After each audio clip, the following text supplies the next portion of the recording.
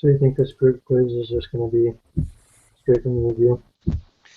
I don't know. We'll see.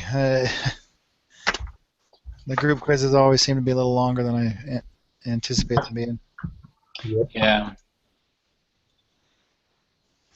Group meeting is no 25. 24. So it looks like this is our last group meeting. We don't have one next week. It's a little misleading because there's a folder for a group meeting, but there's no group meeting in there. Yeah. It's like, why did I look a different color? I did not look this color yesterday. Well. You have to check this out. I'm like super light compared to what I normally am. Yeah, 43 questions. All right. I'm gonna open up the thing right now. I look like my senior year of high school. I'll just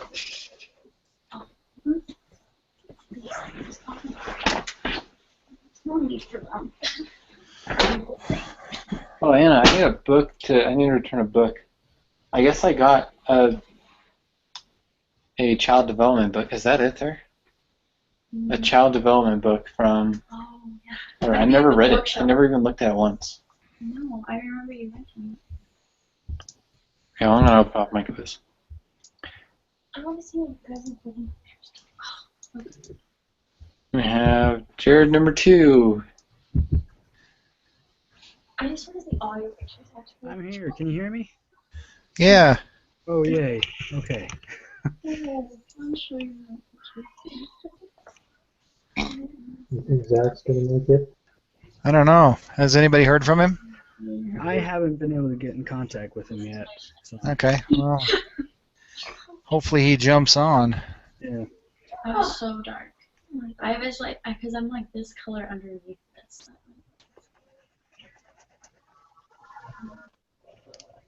Yeah, this is my black cousin. Should we get started with a quiz? Let's do it. I opened it up. It's the review one, so it's pretty big. Yeah. It's always taking longer than we think. The review, right? All right, so that's less than 24. Start it up.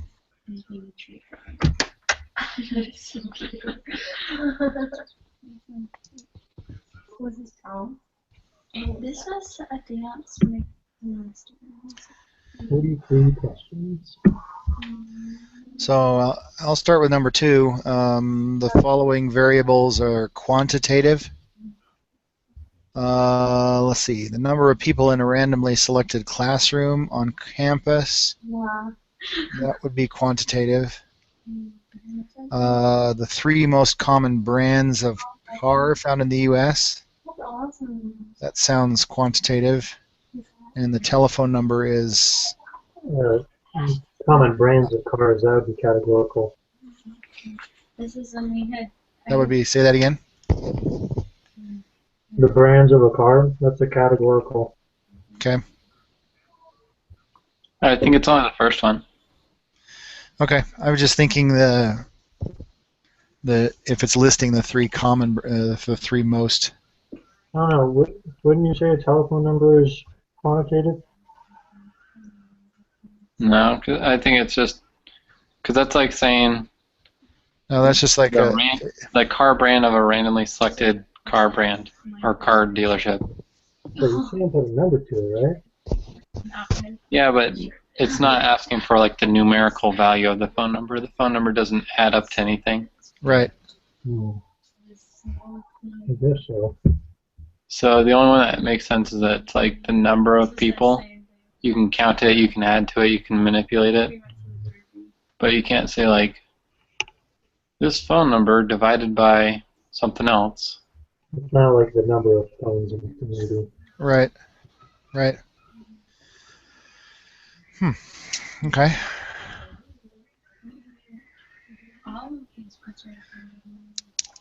Somebody want to do 3? I got it. Okay. Okay, students in an introductory statistic class at BYU Idaho were studying prices of cold cereal at grocery stores in Rexburg.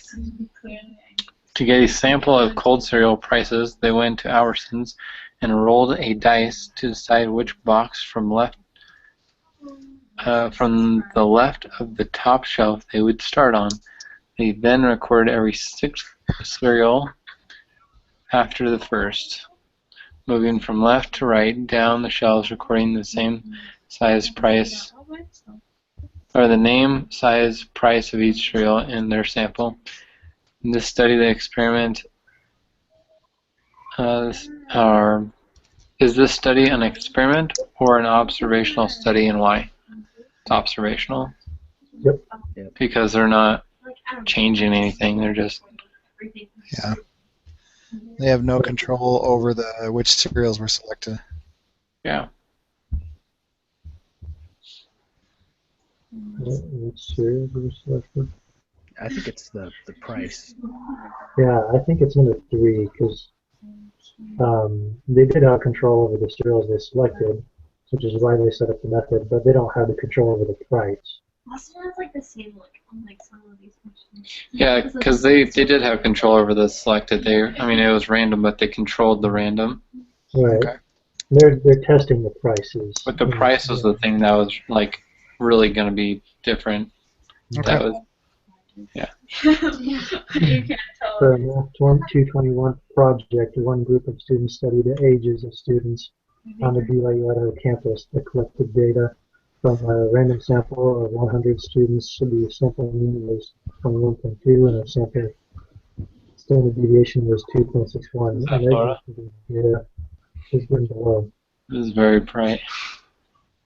The group notices an error in their data. The age of one of the males, 83, was entered incorrectly. He was actually 21 years old. When the error is corrected, what will happen to the sample median? Oh, we had this on another one of our things. Median. So the median is the middle number, right? Yeah, so that will stay the same. So male number 3 was 12, so median is lower. So let's say, put in the higher one, the median will increase. Right? Say that again? Would the median increase? Yeah, I think the median will increase because Or does that. it stay the same? I think it would stay the same because I thought it was just you ordered them up and then it was the middle number. Yeah, it's whatever one is in the middle, but at the same time, would it change? Oh, I see what you're saying. Okay. Well, that's yeah, right, if you take that 12 and make it a 21, now your bottom number is is something else. something That's else. True. Yeah. So I remember doing this one for another one, this exact same question on one of our other quizzes, and I thought that if you changed it to a 21, then the mean would increase, right? That's what I was thinking. But when I did it, or the median won't increase because median's just the middle number, right? Yeah. But I remember it being wrong. The answer that I thought was correct. I think it would stay the same because even though they're changing the number, I remember you telling me there that. should be a number right in the middle. Well, Like several times. I don't know. I think it's impossible to change actually Yeah. because Oh, I think that's why we were wrong because we chose a number and I think it was actually not possible to determine yeah, because we don't know if that's the bottom number.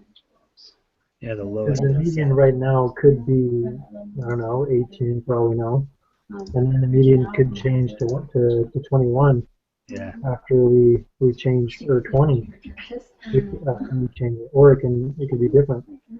Yeah, Yeah, I think the mean would change, but the median probably may not. We don't know.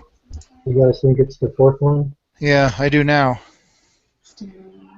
Tyler said I can borrow. All right.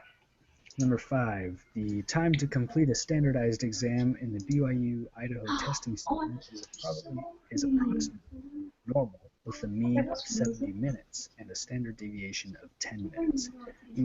Using the 68-95-99.7 rule, approximately what percentage of students will complete the exam in under 50 minutes?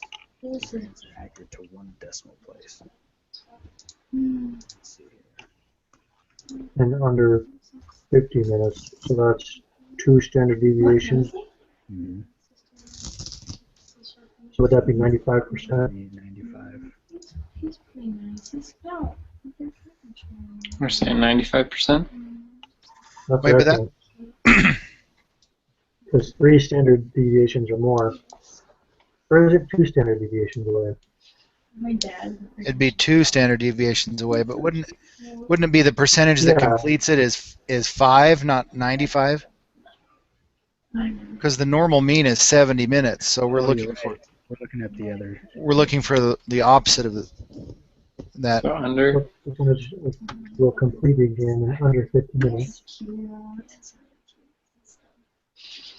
Under 50 minutes So the is the median- upper end, or is it going to be the extreme? It's going to be the extreme lower end. I didn't invite like Because the average is my grandma. Okay. on the other side of it. Yeah. Happy. So yeah, the average is 70 minutes. My grandma's. So then is it Yeah, half that of one picture's 5 awesome. then? So There's you're a only picture doing me half and of her hugging, the remainder and she's telling me how 5%? I'm never gonna see my family again. 72.5%. No, they caught it on camera. Does that make sense at all? Because she's. Yeah. Oh, Because you got your bell I curve, didn't want and her to 95 is Oh, yeah, middle. yeah, And you're you gotta- absolutely right. You got 5% left over. So it's 2.5, yeah, because it's going to be on the south end. Yeah, don't change it for me. Good thing I thought about. I like that came out of nowhere. I thought. Yeah. Uh, Okay, so the scores on the LSAT are approximately normal with the mean of 150.7 and a standard deviation of 10.2. Quinis School of Business in Kingston, Ontario requires a minimum LSAT of 157 for admission. Find a 35th percentile of the LSAT. My dad was like, Oh, well, like, here goes our Excel sheets. Math. Yep. I was hoping we wouldn't have to come to this. Yeah.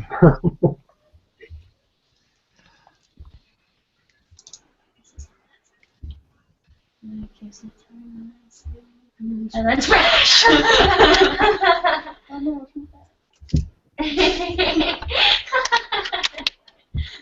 Like he. Okay, so the mean of 50.7 So photogenic. standard deviation. So big. It's so ironic because I'm like the opposite. This couple like showed us all up. I'm just like looking down. And then she's like, Value is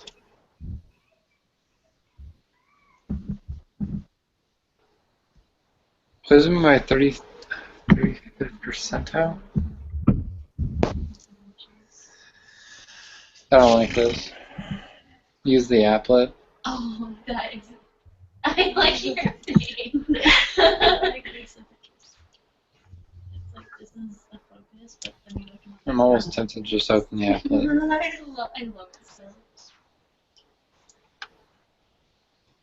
Were you excited? I had 2 kids. One to throw. So I kept them. So I smashed it. Oh, was that not that? I smashed it. Oh my gosh, that's the ceiling was not super nice. I went to a sleeping kit. And that's where it's like.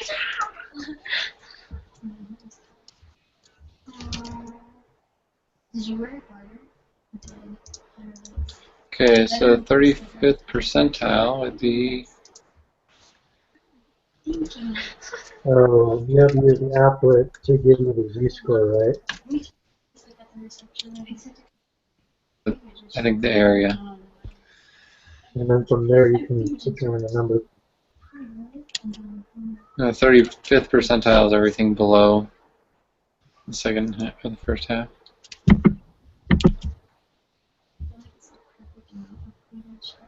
Did you guys take engagement photos? Wait, the pre. Well, we didn't do bridals. Okay, yeah, that's fine. Okay, and then negative 3 point.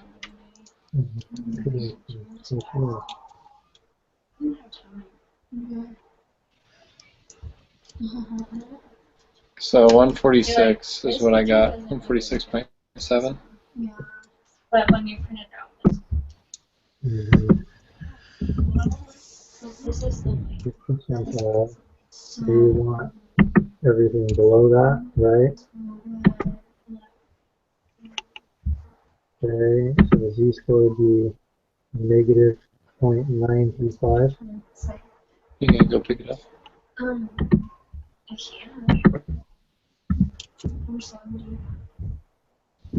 I'll probably be done around 10 or a little bit before. Around 10. Okay, I got 141.163. You got what? 141.163. 141? Yeah, 141.163. What did you plug in for your... No, okay,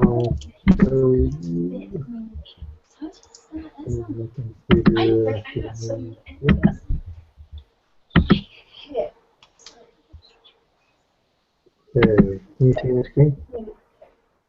It's black. Black.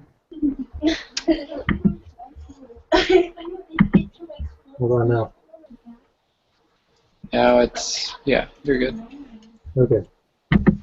So I went to the normal probability applet. Oops. That's right. Okay, let's correct that. Negative 0.385.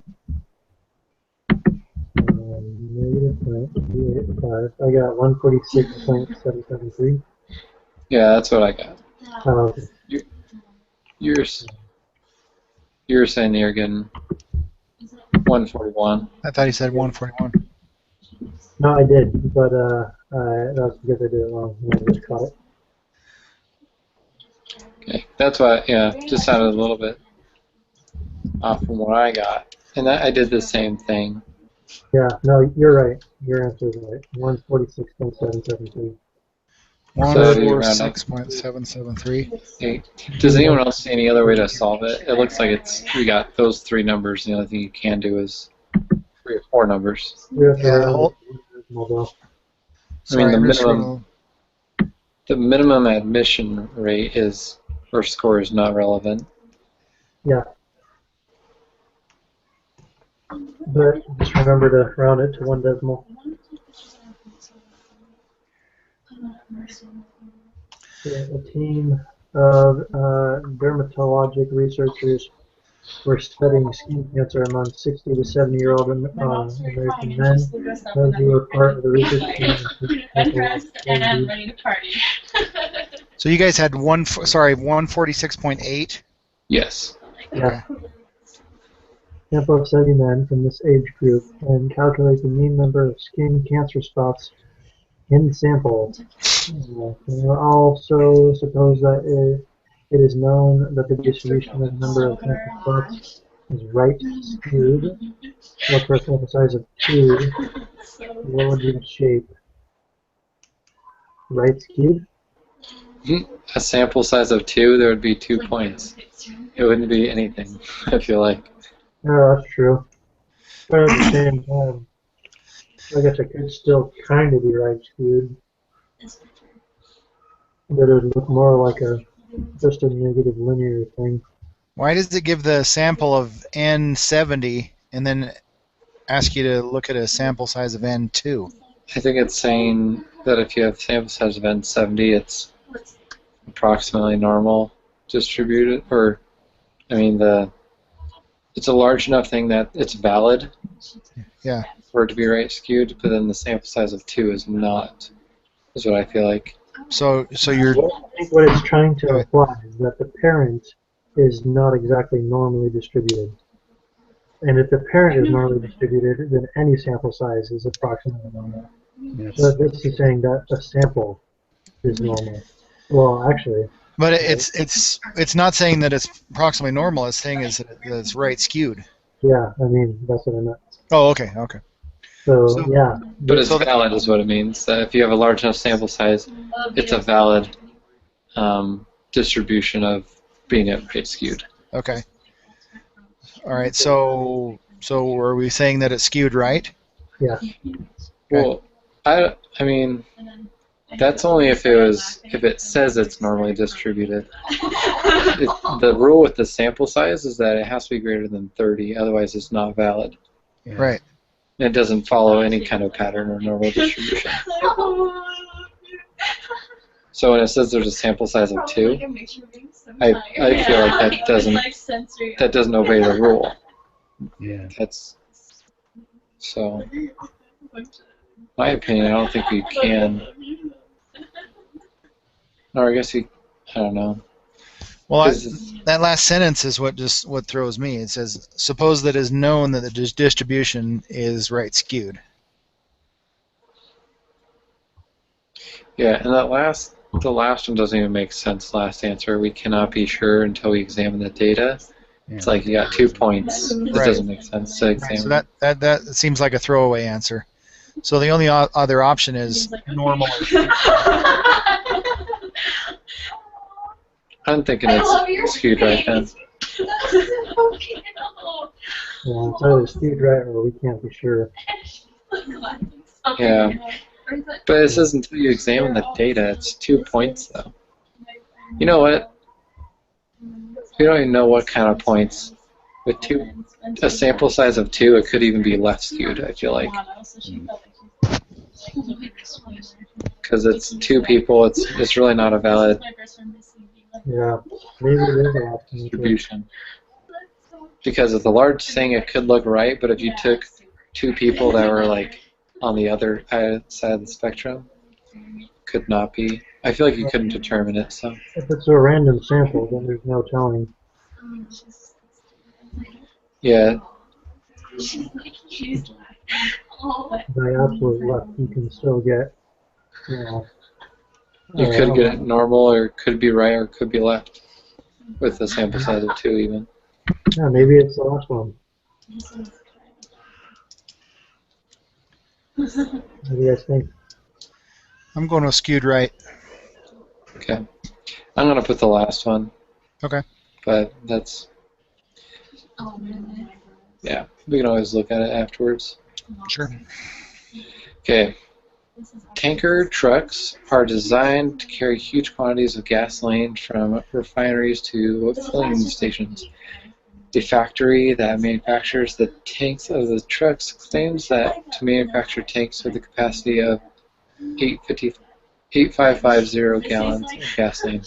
The actual capacity of the tanks is normally distributed with a mu of 8,544 gallons and a standard deviation of 12 gallons.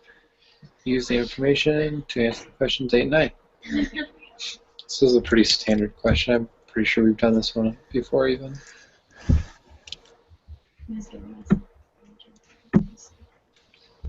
So 8,544 is the mean. Standard deviation is 12.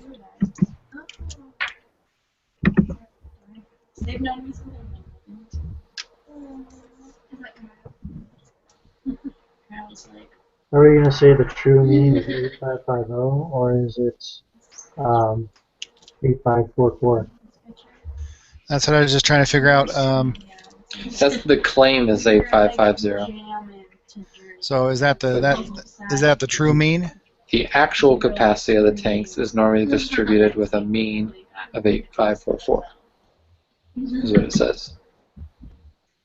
The actual capacity.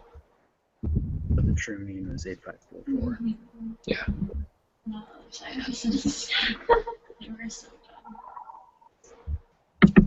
And I need a different.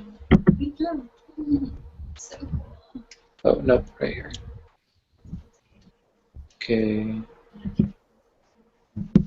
I got a z-score of 2.236. So we got Sample size of 20. Oh, I got the wrong one open. Jeez. Oh, wait.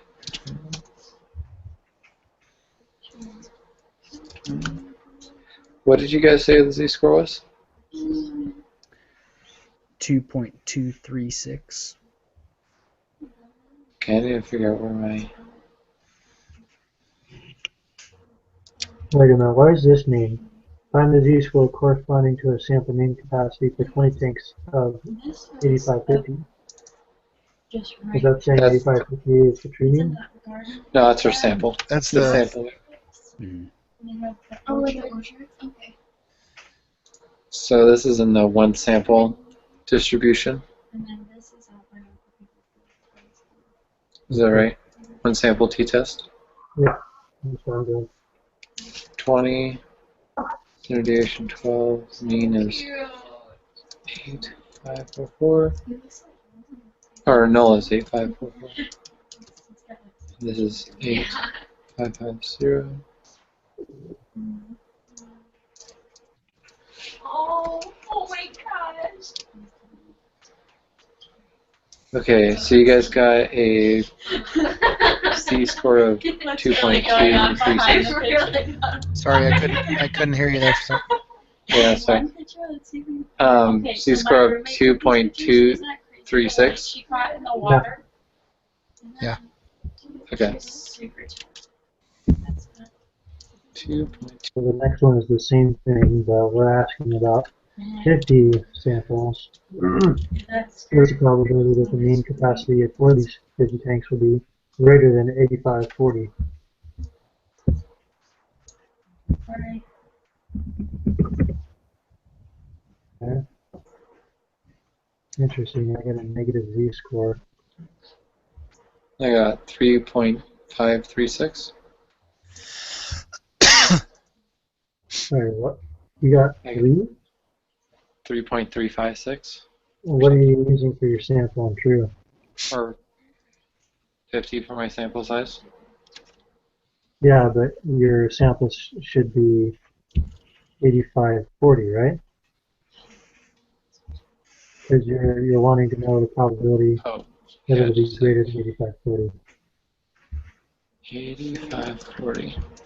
Yeah, negative 2.357. That's what I got.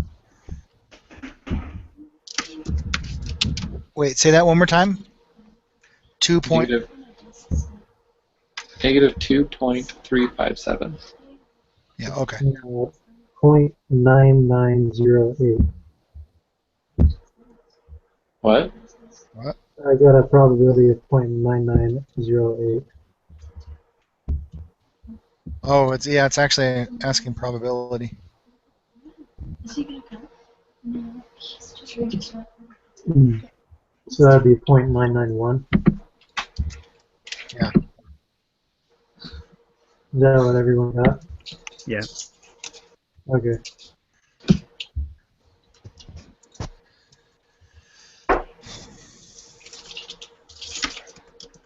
We'll be back, hon. Okay, gonna go pick up the headlamps. Yeah. Mm-hmm. Point zero. Wait, did you get greater than? Is asking for? Yeah. So everything here. So 991.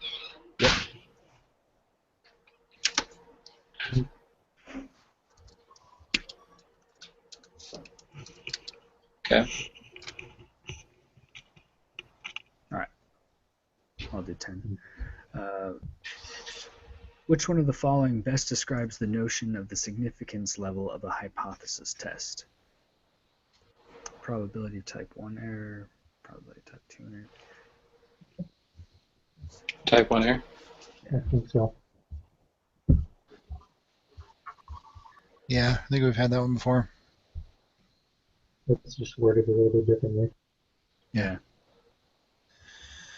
The heights of young adult females in the United States are said to have a population standard deviation of 2.6 inches. Oh, come A sample was taken of 85 young adult females at BYU Idaho, and the mean computed to be an X bar of 65.4 inches. Which of the following explains explanations describes the correct way to interpret the 95th confident percentile, 95% confidence interval of this problem? There may be more than one correct answer. Oh, I love these. Okay. So let's see. There's a 95% chance that the true mean height of adult females in the United States is in our confidence interval. It says chance, so it's automatically wrong. Yes. Yep. Okay. All right. We are 95% confident that the true mean height of adult females in the United States is somewhere in our confidence interval. That sounds better. Yeah. Okay. Approximately 95% of all 95% confidence intervals that could be computed from the population of all adult females in the United States will contain the true mean height. Yeah. Say that again? Yeah, that's right. Yeah. I always check the 95 of 95 Yeah. answers. And then 95% of all of the heights of the females in the U.S. are in our... No. Yeah. 95% of the heights of our females are in our... No. No. Just the second and the third one. Okay.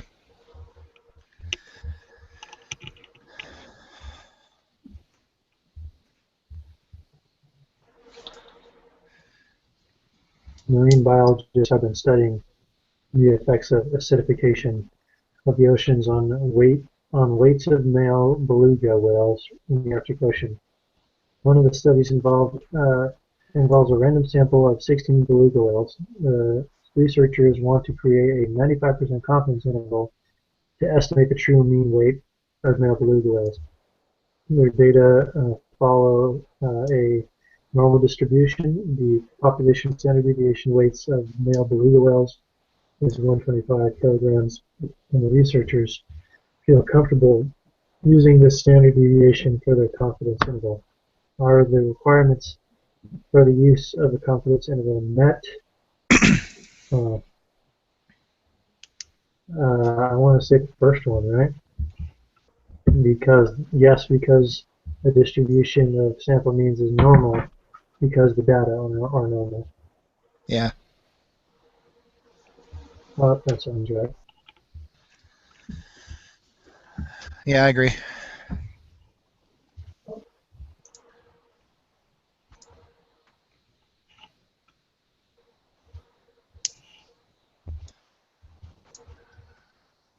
Anybody disagree on that one? Which one did you guys say? We said the first one. Yes, the distribution means sample means is normal because the data is normal. Because the parent function is normal? Yeah. I concur.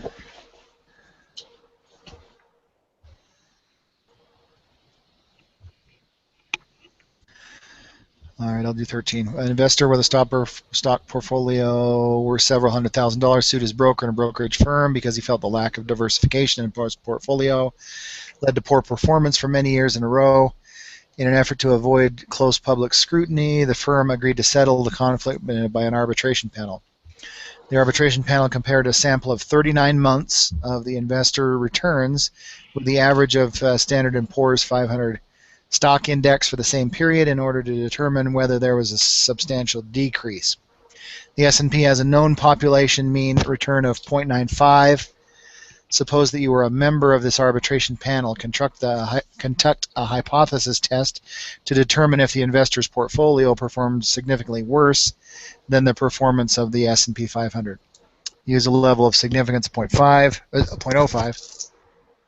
Open the data file, rates of return. Dang it. I just went through rates of return. Went through and tried to get all of them for this. Rates of return. Okay. Is it just a single sample t-test? Seems like it. Is it?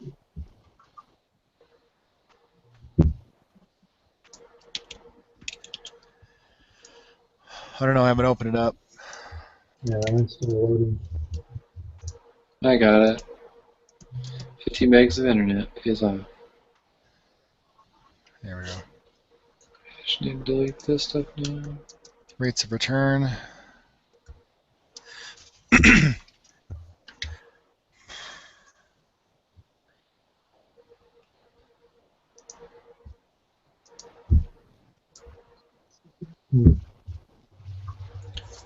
Okay, and what is it asking for now?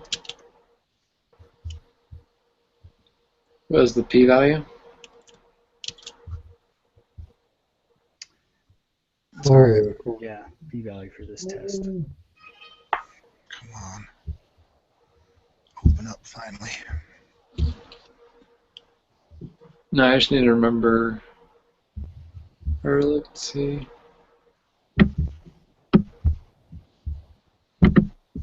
A substantial decrease. So they want to know if it's less than.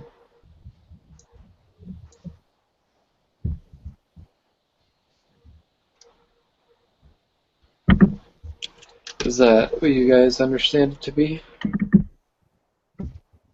Yeah. Less than? Yep.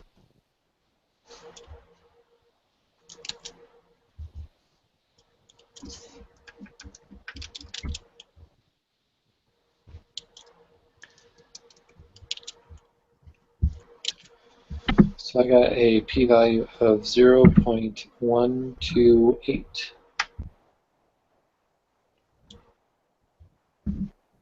I'm still loading this stuff. Sorry, 1 second here.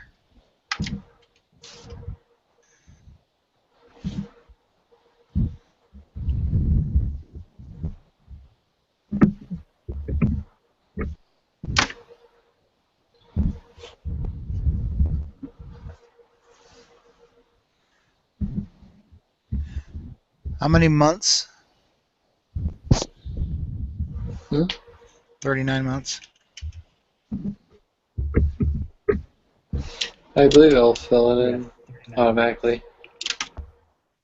Oh, yeah. Oh, yeah, it will. Oh, is this the Excel sheet that you have to type in everything yourself?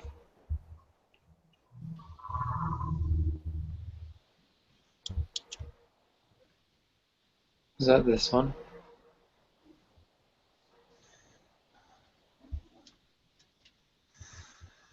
Sorry. So you're using the one sample t-test sheet? Yeah.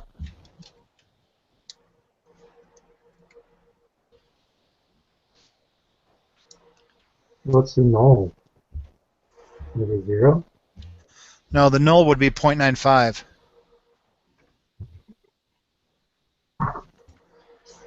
Oh, I see. A return to 0.95. I see. Okay, so you have all the variables in the column 1, and you have, well, the confidence level doesn't matter. You have a null hypothesis of 0.95, and you have the less than as the type of test. Is that right? Yeah. I have a p-value of 0.019.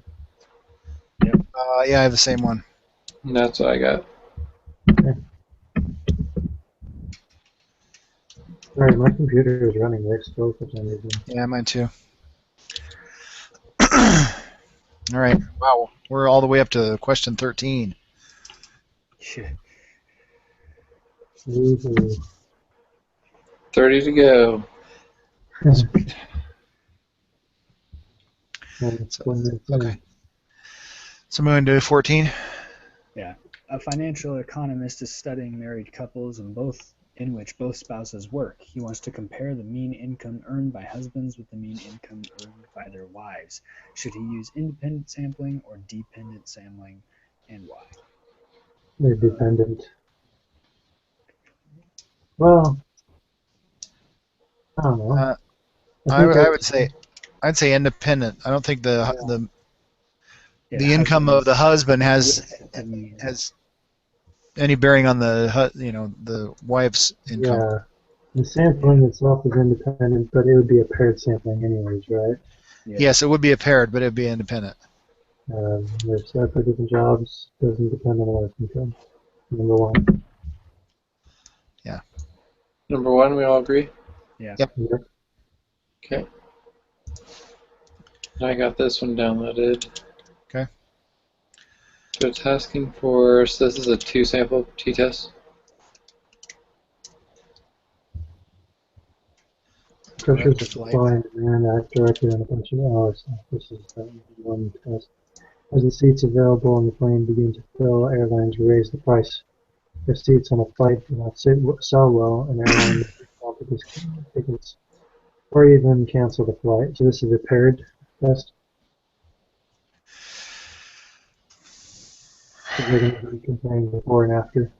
Yeah.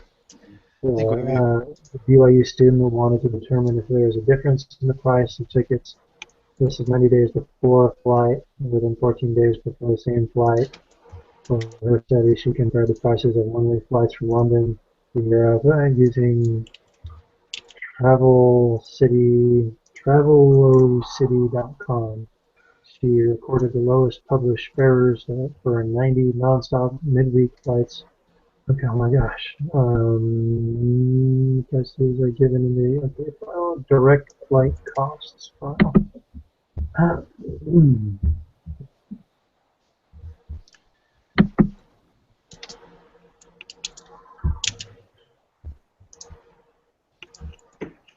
So we're using the paired sample t-test, right? And And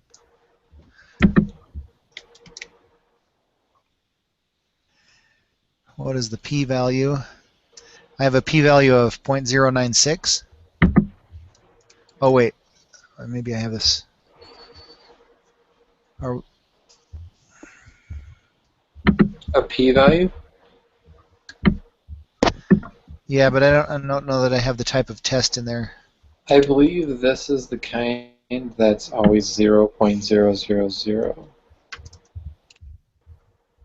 Because this is the one where it's like the null is like there's 0 difference. and Yeah.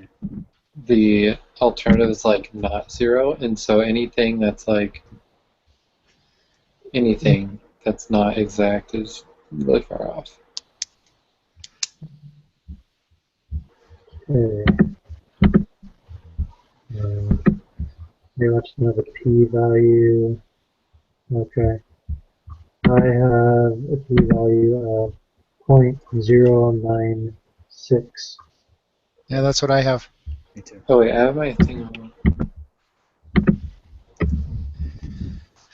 For some reason mine's in scientific notation, that's why. Oh. I want this as a number. Okay, and 16 is the same question. Based on the result of the test, can you say that there is a difference in the cost? And let's see, what's our level of significance? So you said it was 0.096? 6. Yeah. Okay, that's like, okay. Yeah, 0.096. So with a level of significance of 0.05, we would not be able to reject the null. Right.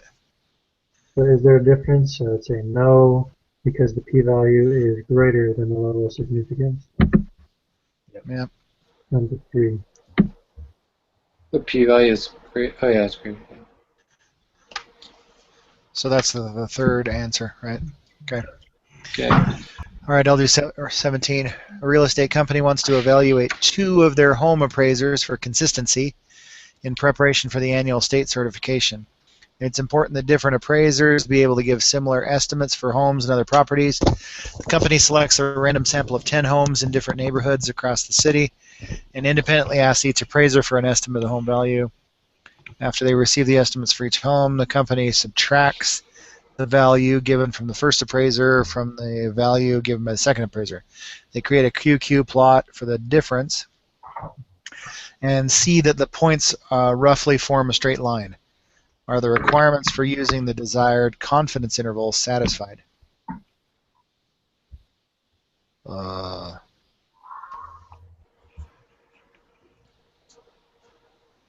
Yes, because let's see.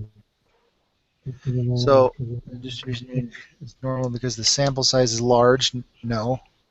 Yeah, I'd say it's number 2, right? Because the data have been determined to be normal, right? Based on the QQ plot. Yeah. Yeah.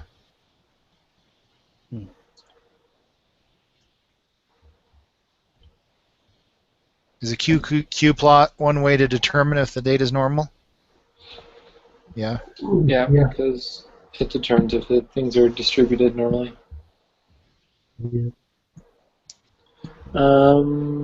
This next one. Let's use hypothesis test to determine whether the estimate given by the two appraisers are different, which the following would be most appropriate for appropriate pair of hypothesis test. Can we go back to 17? Yeah. Even though it looks like it's normal, doesn't the sample size need to be large enough? Or are we? Does that matter? Do we have to have a combination of the rules for this? Is it just the QDQ, or does it have to be QDQ and the sample size? I thought that if data was determined to be normally distributed, it didn't matter the sample size. It was only that if your sample size is large, you could assume that it was approximately normal. Yeah, okay, that makes sense. So it's kind of like a roundabout loophole to making things work. Yeah, I'm just used to the that being given instead of having to calculate it. Mm-hmm. Okay.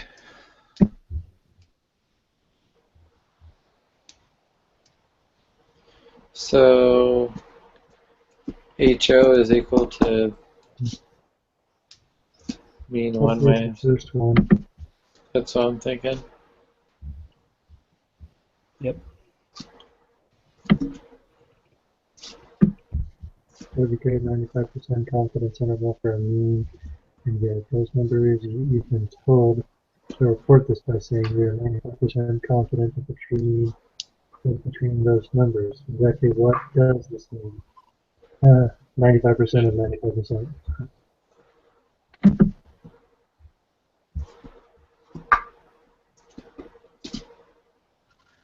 Okay, if p equals 4 or 5. Sorry, on 18, you guys are going with U1, the mu1 equals mu2? Or mu1 is not equal mu2? Yeah, the first one. I was thinking it was the mean of the difference. Let's see. Whether the estimates given by two appraisers are different. So the two different appraisers are different. And they're testing for consistency. Okay. Okay. But couldn't you say that if the appraisers were, like, theoretically, if they were perfect, then they would appraise things to be equal, therefore their differences would be 0? Oh, you're right. Yeah, so that's why I was thinking the mu of the difference, that answer number 3 is the mu of the difference. Yeah, and so it would be the 0 the or first one equal. would be only one value.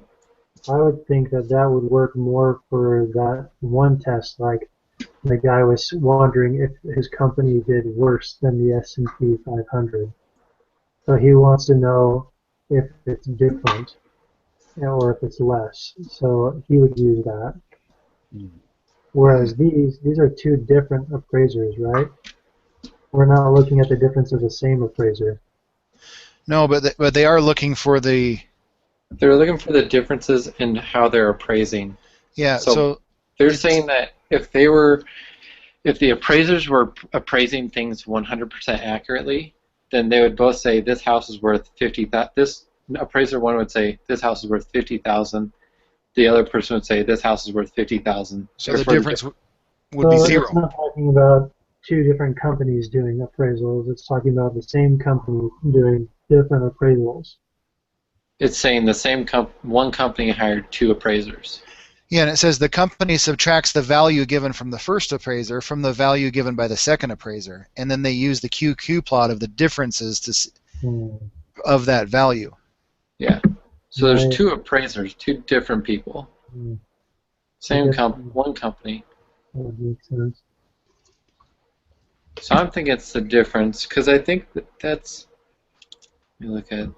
Well, I do agree with the zero concept for sure. Yeah. Because otherwise, if you were to say the mean of one divided by the mean of the other one, that's like the mean of all the houses That makes sense. is equal to. Yeah, so that would be determining the mean of the average house price, Yeah. You're right. not the mean of the difference. Of the appraiser's values, yeah. You know the answer to 19. Yeah. Mhm. Yeah, number 2. I never even thought about that, just looking for the 95 and 95. It's been right every time. So this is for p equals 4/5, smallest value of n has to equal 30? Or is this where it has to equal 10? That's the one where it's a proportion, so it has to equal 10. Okay, so, because p hat. So Right. So is that 10 times 5 divided by 4? yeah, and then you have to do the 1 minus. Jared has a calculator for this, I do. Let's see. I think. It is 4/5. Is that what it was? 10 times 5 divided by 4. Yeah, it's 12.5. it's got to be bigger than 10. You have to round up to 13. Mhm. Is 13, and then there's 1 minus? Wait, what? Because that's 80%, 0.8 for the p. So 1 minus 0.8 is going to be 20. So it's 50 divided by 4. Yeah, it comes out to 12.5. It would have to be greater than 50. Yeah. Yeah, it's going to have to be because If it's 1? times 50 equals 10. Yeah, 50 is the smallest. Well, I put in 50 and it doesn't meet the requirement. No, 12 and a half is the smallest. But if you do 12 and a half, it doesn't meet the requirement of -1. Oh, If the you negative put in- one. If you put in 50, it doesn't meet the requirement for n times 1 minus p is greater than 10. It's actually, oh wait, is it greater than or equal to 10? Is that okay? Yeah, Yeah. greater than or equal to. Oh, okay. I have to change the little warning thing. Okay, so the two rules are n times p is greater than or equal to 10, and I'm sorry, p times n, and p times 1 minus n, right? It's n times 1 minus p. Yeah, okay, sorry, I had that backwards. Yeah, and so So 1 minus p is 1/5, right? n is 1/5 or 20.2. And so 50 times 0.2 equals 10. But if you were to plug in 12.5, that wouldn't work because 12.5 times 0.2 equals Oh, I see. 2 or something like that, or 4. You're right. So okay, so the answer is 50. Yeah. Yeah. Okay.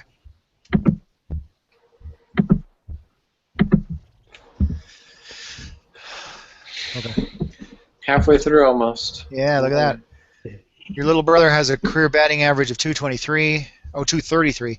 You want to determine the probability that he will have a batting average of over 250 next season when he will be up to bat 40 times. Are the conditions met so that the sample proportion of P hat will be approximately normal? Okay, so So we're looking for the predicted. Yeah, I think it's number 4. I've seen this one before. Yeah, 40 times. Yeah. 40 times 2, 33. That's 9.32. You think it's the last answer? What's that? Do you think it's the last answer? Yeah.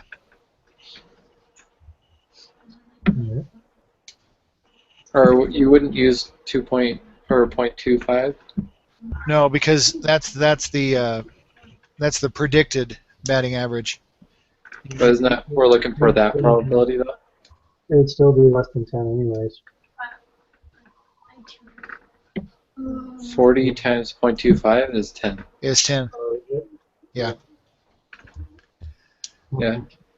It's like N times P. 0.75 times 40 is well over 10 as well.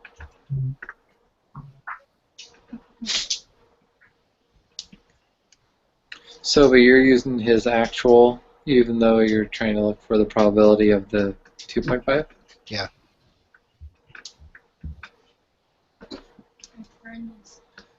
What's the point of it giving us the 2.5 then? To try to trick you. Okay, I'm trusting you, Ian. Great. Put my faith in you. I think there's a way we could. Well, okay, so you're using P, not P hat. Is that why? Because 0.25 is P hat and 0.233 is P. Yeah. That's why. Because that's why you don't use 0.25 in the calculation. Okay.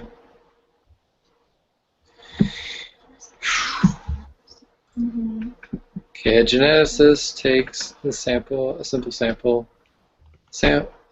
random sample of N40 gametes. Cells from testes of a dog in terms of proportion, which contains the chromosome of I need to look at this closer for development and into a male. Assume the unknown true proportion of the dog gametes that contain male chromosome is 46%. Use this information to answer 22. So 140.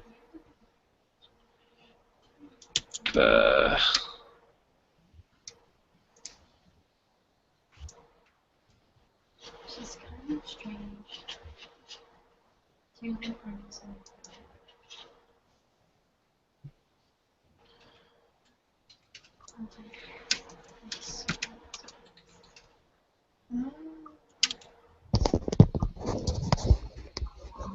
She's new.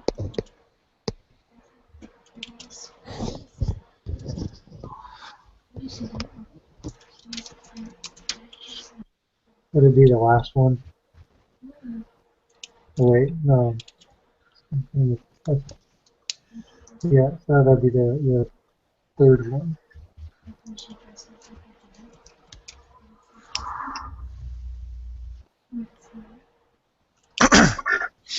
Hey guys. Oh wait, of all the gametes. No, that would be the fourth one. Wait, no.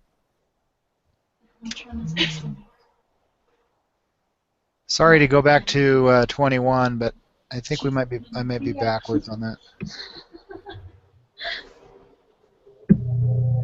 Okay.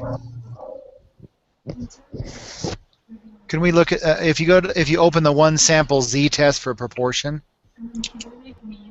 and if you key in the numbers, it does the hypothesis test for you. One sample z-test, is that under? Yeah, that's in the categorical data analysis hat. Yeah. Okay, so x would be 233, right? And the n is 40, and the null hypothesis is going to be 250, 0.250. Is that right, or do I have those values backwards? No, the null should be. Well, is the null going to be his value? I think the null is going to be. 'Cause you're No. looking for what will the probability, so it's backwards. Okay, so the null is going to be his batting average, right? I think so. Yeah. Okay, so I didn't have it. All right. Sorry to mess you up again.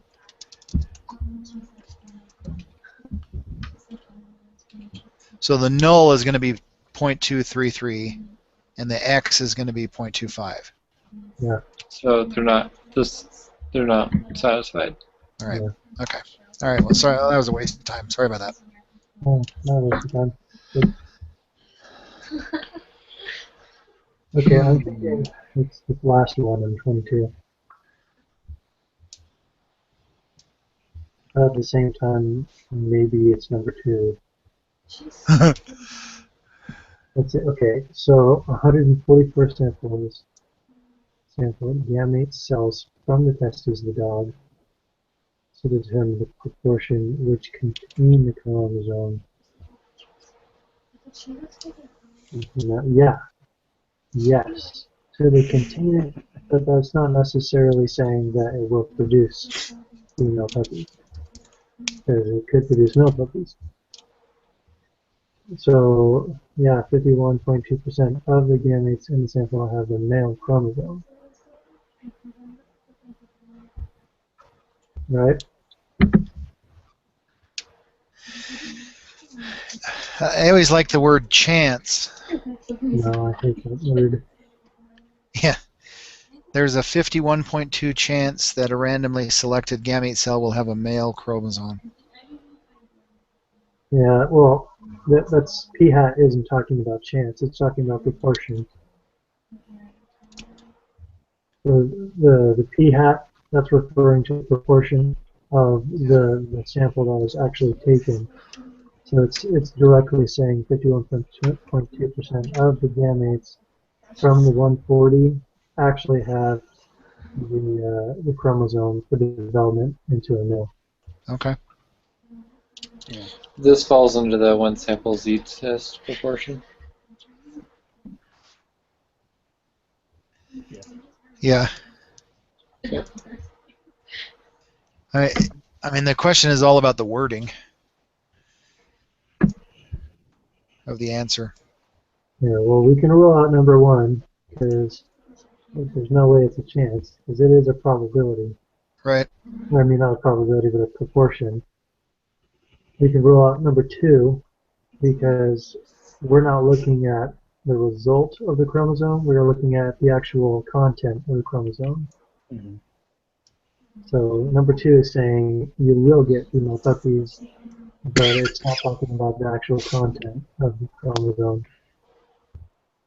And then you can rule out number 3 because we didn't measure all of the gametes in the dog testes. We only measured 140 gametes.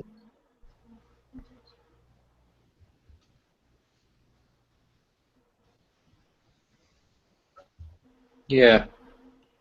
I remember that. Yeah. Okay. I don't know. I don't know. Let's do number 4. I promise. It's a good one. Okay. Researchers published a study in which they considered the incidence among the elderly and various mental health conditions such as dementia, bipolar disorder, obsessive compulsive disorder, delirium, and Alzheimer's disease. In the U.S., 45% of adults over 65 suffer from one or more of the conditions considered in the study. Calculate the probability that fewer than 320 out of the 750 adults with, let's see, over, okay. Let's see, well, second one, one more. So this would be the one proportion test. 2 proportion? 1. Is it? 1? Oh, yeah. It's going to be... So one proportion, and the sample size is 750, and they want to know 320.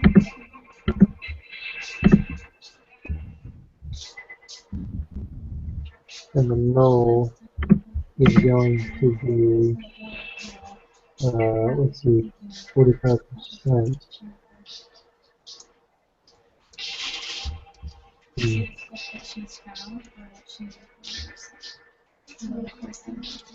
Let's see, the that is here then. That.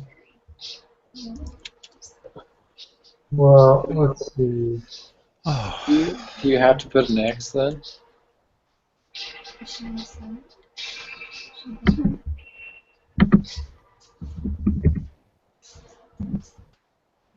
Or do you have to calculate what 33? Would you say X is 32 or 320 divided by 750?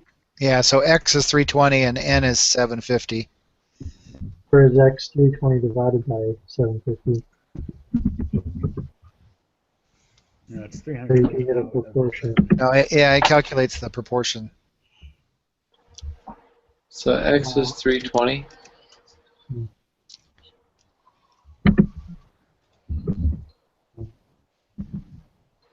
Yeah. Let's see. So, yeah, but the null is a percentage instead of the number. Yeah, So I'm thinking, it's gonna be gosh, 0.45. yeah, so the Viewers. null would be 0.5, X would be 320, and then something like that. So we're solving for p hat, right? We're solving Probability. probability. Oh, it would be z-score and then the input p-value. probability out. Sorry, My p-value is 0.099.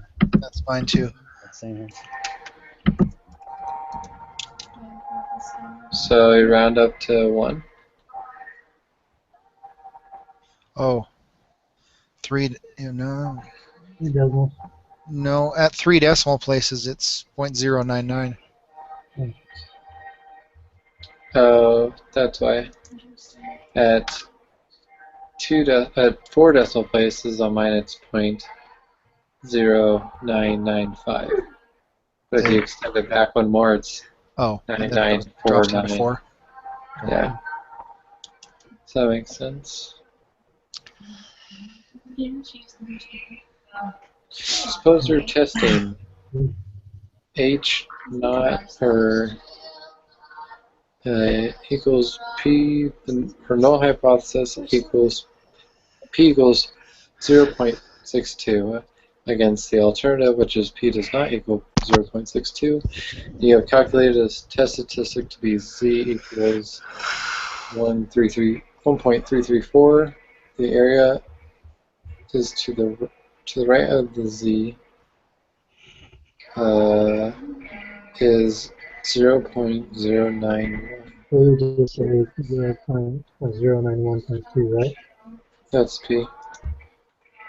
Yeah, that would be. No, that's not true. Because it's just saying to the right. Yeah, so you have So to you write want- 0.091 and We want everything So but. you got to double it.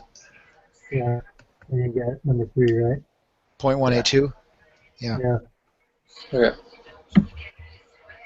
Sorry, I'm just if I see bull crap in the question, I just gotta like rush through it. Yeah. Suppose you're a dog breeder and you want to use a confidence interval to estimate the true mean fertility levels of purebred Cocker Spaniels. It is known that the distribution of fertility levels of Cocker Spaniels is normal. How many measurements must you have in order to be sure the sampling distribution of X bar is normal? Anything Yeah, any N will do. is the distribution is normal. You can have the sample size of 1.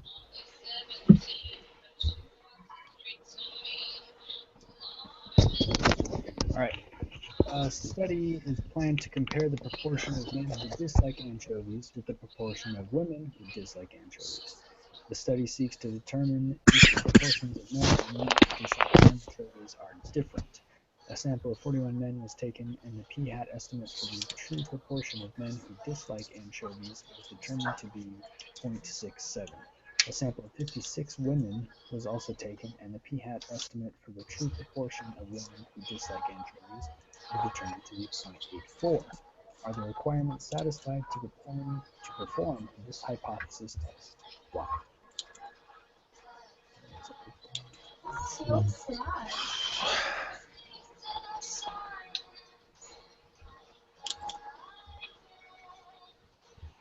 So then x1 would be 0.67.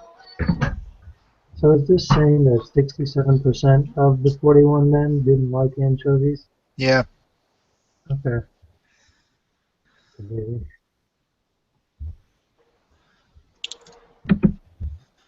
So proportion. we could figure out what X is by,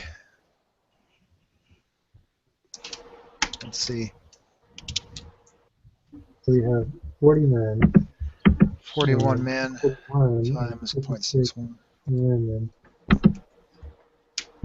So 25, let's see. Oh, I'm sorry, 0.67.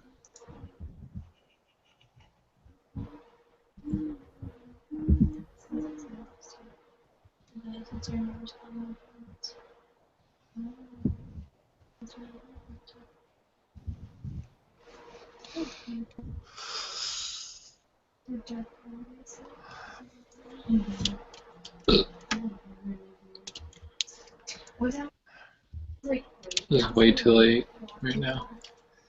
Holy no. Like after listening to that, I was like the lyrics.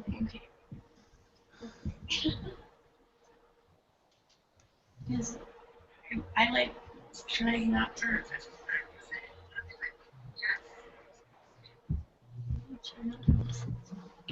Really?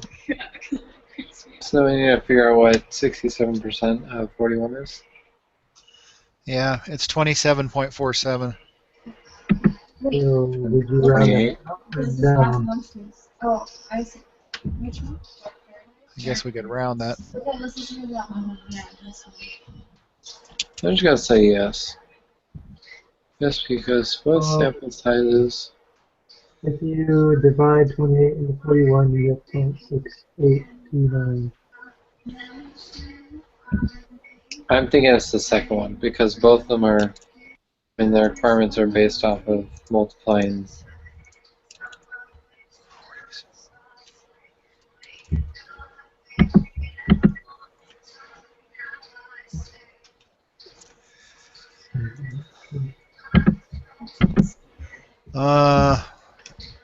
Okay, so on the female side, I don't know why that doesn't work. The second sample is 0.84. So you get a requirement of 47 and 9. Mm-hmm. Anything over or Yeah. over like 10 is gonna be good enough for it.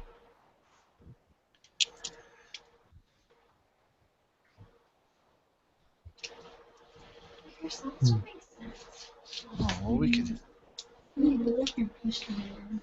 could just calculate that then. Oh yeah, this one's weird.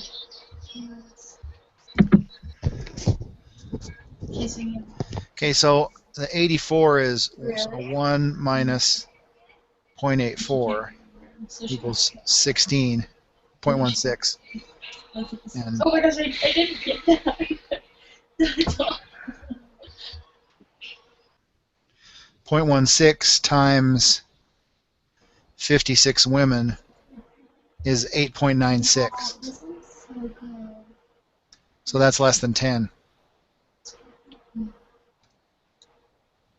I think it's the first one. Does that make sense? Yeah, I think it's the last one. Yeah, I agree. And on the men's side, 0.33 is if you multiply that by 41 men, And then It's by 13. the other way. We have 0.33. yeah, that's 1 minus 0.67. That one's above 10. Why is it point? Why don't you just take the 0.67? Are we looking Well, forward to yeah, the but this? Yeah, but you have to meet both requirements for each sample. You have to do the n times p hat and then n times 1 minus p hat. Isn't that what in the two sample t-test proportions it automatically calculates it? Doesn't it? Yeah. Yeah. If you know what the x and the n's are. Yeah. If x1's 28 and n1's 41, Uh-huh. And does then that to be 13? right. And then if x2 is 47 and n2 is 56. Is it? Oh, I see. I had it. The second just- sample. I just estimated it at 40. I think I put 42 or something like that, and it doesn't cut it, or it cuts it fine. That makes more sense. Okay. Yeah.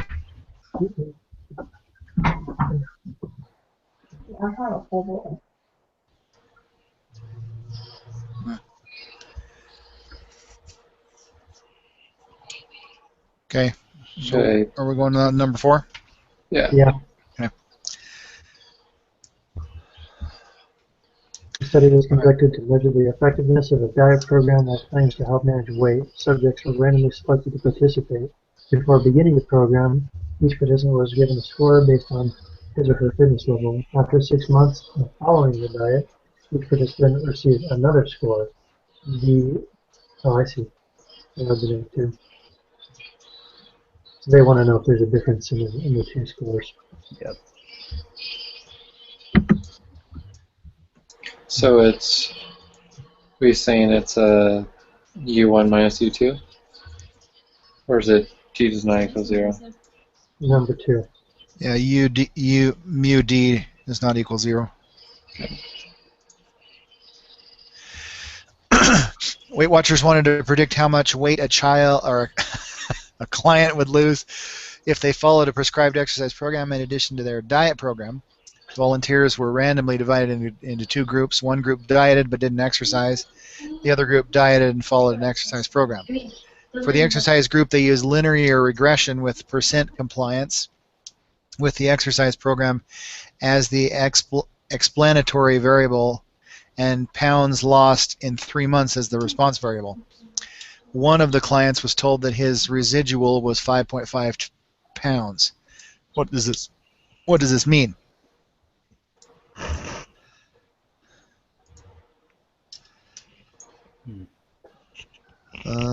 Boy. This is like Hmm. so these are the guys who sing it.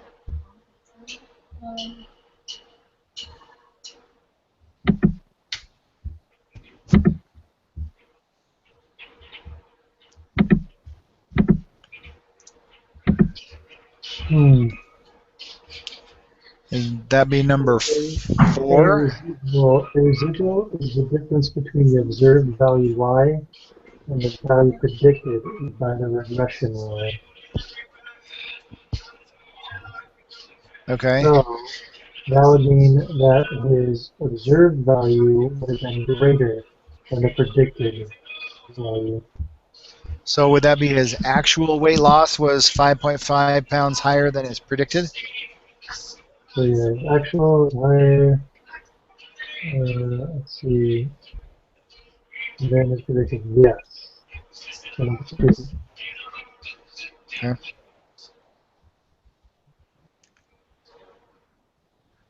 So study in question 30. What? Like It means 28.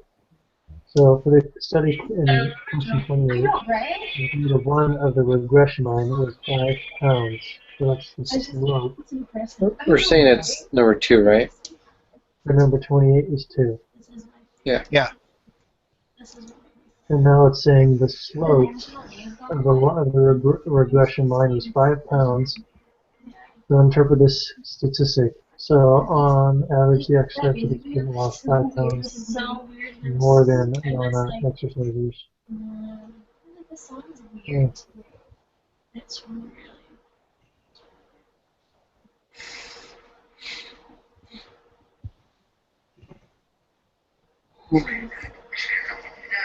What is the y-axis?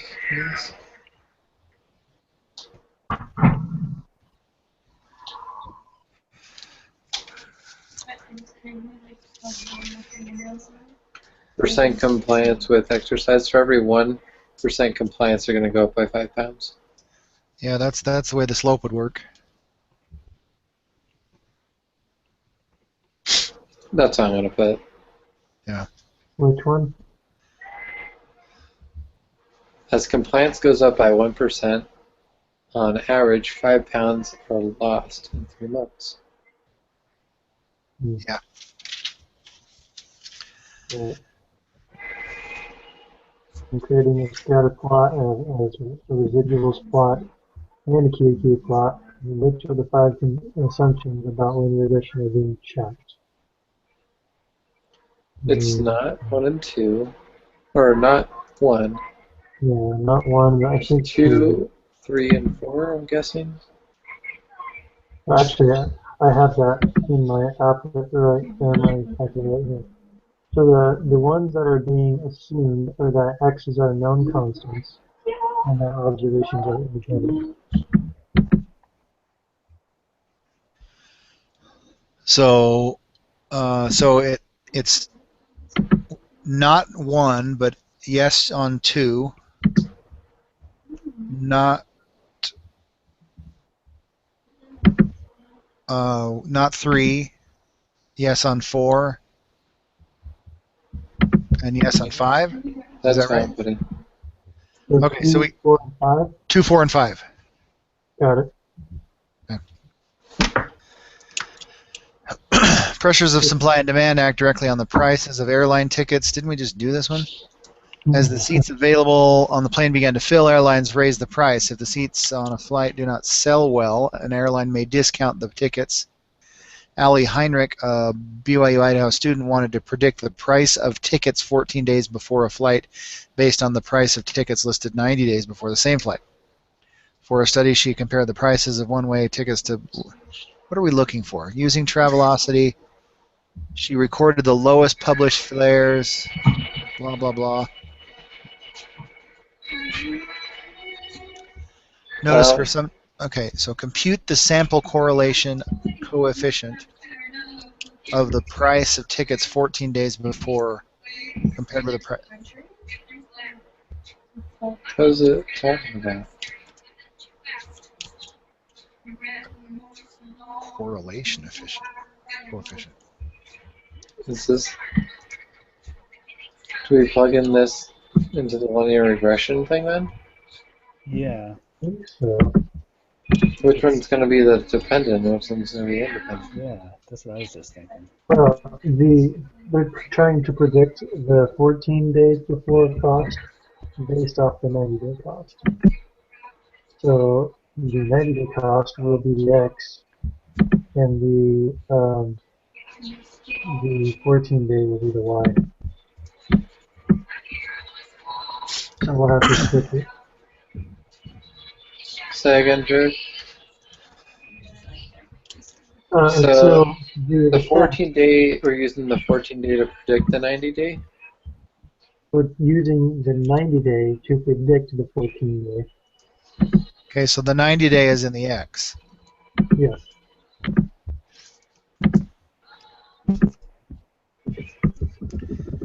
Geez, I wish I could have a few more windows open. Seriously, this... So then it has a really funky looking...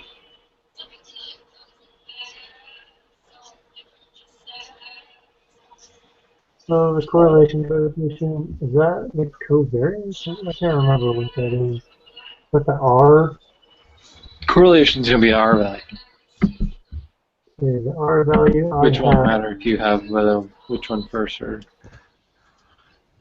So I got 0.78. Zero. Yeah, mhm. 780. Yeah, that's what I got too. I know, like, usually. It's fairly strong, positive. The ones that Yeah. Yes. Create a scatter plot using these two variables. Scatter. So question 31 through 38 will be using the same data. Okay. So create a scatter plot using these two variables. Using the scatter plot and referring to the correlation coefficient above, select the answer that best describes. Let's see. So,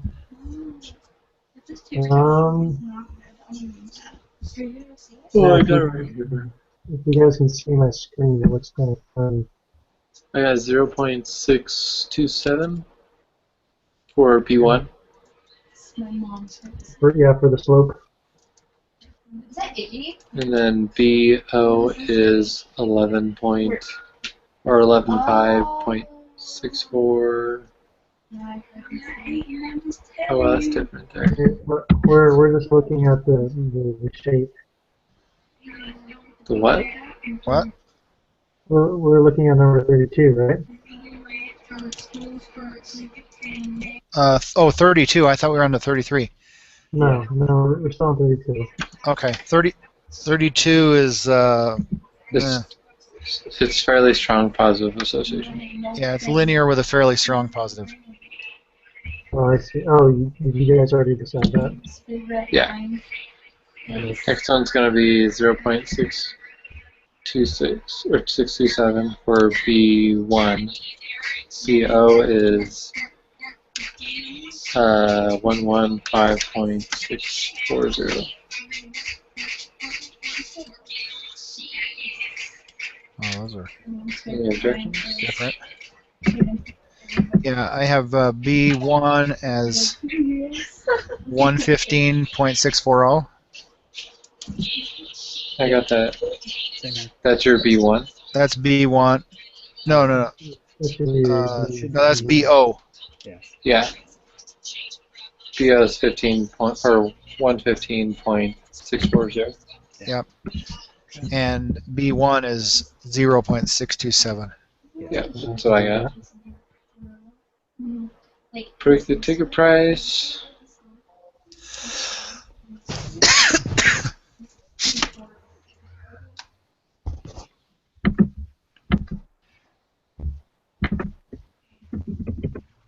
I predicted is 240.979. Yep. So would you do 241 because one decimal place? Or Okay, so you do it. Oh, should be. Oh, I see. 241.0. yeah. Wait, so how are you? Oh, you're calculating that much. Yeah, we have to round it to one decimal. 241.0. Wait, what? 240.1. 241.0. Because it's Oh. 0.979. Good catch.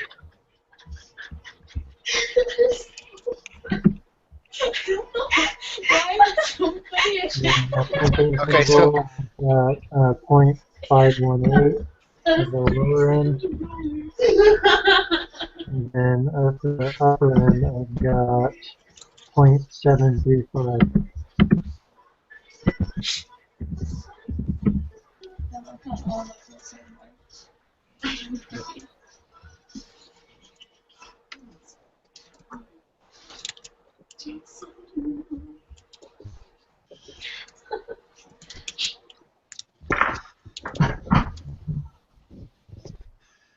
So can you say that one more time?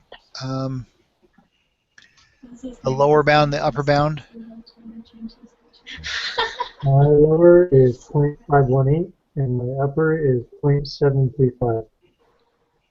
Okay, I've got something wacky here. I wish.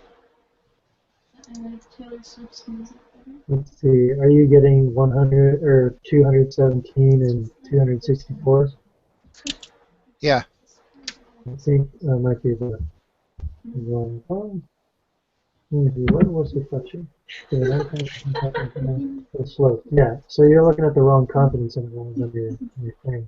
Okay. Can you see my screen? Which one am I looking for? I'm looking for the confidence interval of. It's so true though. For the slope. Damn. Oh. So you have. You're looking at these So numbers. far big city. That's so Yeah. Sorry, I can't hear you. It's so true. You should be looking at these numbers if you can see my screen. Ah, okay. 0.518. Yeah, because if you think of the And- slope is going to be a decimal number in this case. Right. Yeah, that makes sense. But if it was like 200, you'd be increasing by 200 every. So you have 0.518 and 0.735. And then you already know. Are you over it? Well, Yeah. So did you guys get? first one. Oh, no. It's the second one. I just looked it up. So it's like Miami, Chicago. Oh, because we're looking at the slope. Right. We're getting the slope. The wrong is there's no slope and then yeah. Is it beta or big B though, or is it? It's big B. Big B. That's Yeah, that- weird. I didn't even look at that. That's what I had written down. Yeah. It's Oh, yep. You're right. It's big B. Okay. And then 37 is 11.510, and it's about 0. that's a giveaway there. So you're Yeah. and the third one for 38. That's what I would do. Do that 100%. Reject the null. There is sufficient evidence. Yeah.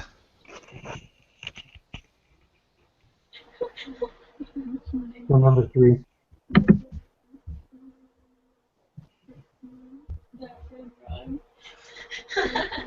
Okay, we're almost done. What's the difference between 3 and 4? Oh, One insufficient. is I got it. insufficient. Got it. Deciding which procedure to use. Here is a list of procedures. We have, okay, we're going to use this for questions 39 to the last one.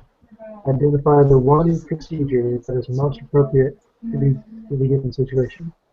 You may choose a procedure once, more than once, or not at all. In the United States, mothers who live in poverty generally have babies with lower birth rates than those who do not live in poverty. It sounds like a one sample. The mean birth rate for babies born in the U.S. to mothers living in poverty is that, and then the CDC carries out a study to test the effectiveness of a new prenatal care program in reducing the number of low birth rate babies born. For the study, 30 mothers, all of whom live in poverty, participated in the program and birth rate data was recorded. A one sample t-test. yeah. Yeah. So all we're doing is putting in the letter B, right? Yep, lowercase b. Engineers in an oil refinery find out how easily gasoline evaporates by measuring its vapor pressure. As they make gasoline, they need to determine whether its vapor pressure is high enough. This is going to be a Z. The standard deviation of the vapor pressure of the gasoline made by the refinery is always 0.03 pounds per square inch. Which hypothesis test is most appropriate? That's a one sample Z test, isn't it? Who's asking for? Precision is known. Because you have the standard deviation. Is known. Yeah. Okay. An attorney wants to know whether the percentage of Walmart employees in Nevada who are over the age 45 years old is more than 30%. Which procedure would be appropriate for the situation? That's a proportion. One Yeah. proportion. List of one proportion F. F. Yeah. Okay. A marriage counselor conducted a study of couples, categorizing each of the couples as communicative or non-communicative. Among other things, the counselor wanted to see whether the percentage of communicative couples whose marriage ended in separation or divorce was the same as the percentage of non-communicative couples whose marriage ended in separation or divorce. The hypothesis test, I believe that is 2 proportions, right? Yeah, it's a categorical for sure. And we have 3 options for categorical. Oh, that's right, chi-squared. Are you gonna say chi-square? Well, I was saying 3 options, as in we have 1, 2, or chi. Chi-squared, yeah. I forgot that was a category. Are we gonna say 2 sample or chi? I say G. That's what I think. What are you saying? It's either a 2 sample or 2 proportion, or it's a chi-square. Let's see. They have communicative or non-communicative. And then the counselor wanted to see whether the percentage of communicative couples and communicative couples whose marriage ended in separation or divorce. Oh, so Separate and divorce. a divorce. So you got four parameters there. It's probably the chi. Yeah, for age. I always think of it as like those weird charts that have Yeah. like categories here and categories here. Mm-hmm. No, I think that definitely does. So we're going Marketing. age. Yep. A business marketing firm specializes in radio advertising. They hope to show there is a linear relationship. Wow. Do we have to go any further? No. It's I. Yep. As I said, a linear relationship. Okay, I'm gonna submit it. All right. Me too. Yeah, we got 93%. It is not. Must be right skewed for that number 7. Okay, maybe that's 2 or something like that. 3. No, it's not a chi. That's lame. Yeah. So I chose skewed right on 7, and that was right.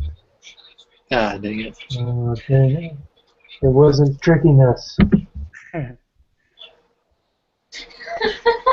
42 is chi. These are good. So then it's a 2 sample portion. Is it? Oh. Dude, he wanted to see the percentage. Oh, okay. He's talking about percentage, not proportion. Wait, well, actually, percentage is kind of a proportion. Yeah. Proportion is a percentage of something. Yeah, so percentage is weird. You know what it is? This is what it is. He wants to see if it's the same as. I don't know. I don't get why it's not chi. Really? 42 is not chi? Yeah, that's really dumb. Huh. I think it's because with the percentage of communicative and non-communicative. Ian, the only one you got wrong was 42? No, I missed. Yeah,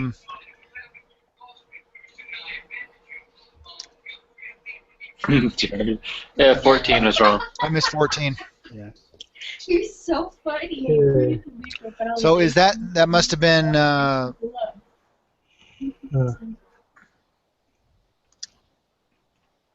don't know. Wait, he wants to compare the mean income earned by husbands with the mean income by their wives. If they're So is it dependent sampling? He needs to select couples for his sample, so whether a particular wife is included. it's dependent. It's dependent because they're like a paired. So like having a husband means that the husband's thing is going to be. I kind of thought that that's what I was thinking. sampling implied. I was thinking one affected the other, but that's not Yeah. true. But other than that, those are the only ones we missed. Yeah. The difference will be dependent on who is paired up with them, though, is what it's. Yeah, I'm gonna submit that. I got a 97, and we got 33 wrong. No, you did that one wrong. I did it wrong. You flipped it around. We switched. Yeah, you flipped them around. That's why. Oh, rats. Why? Why? Oh, whatever. 97 is good. I'm not sure of that. Yeah. Okay. Well, I will see you guys. I don't think we have to submit this one, so it Yep. You don't? Okay. Good night, guys. doesn't look. It's not this. See ya. Okay.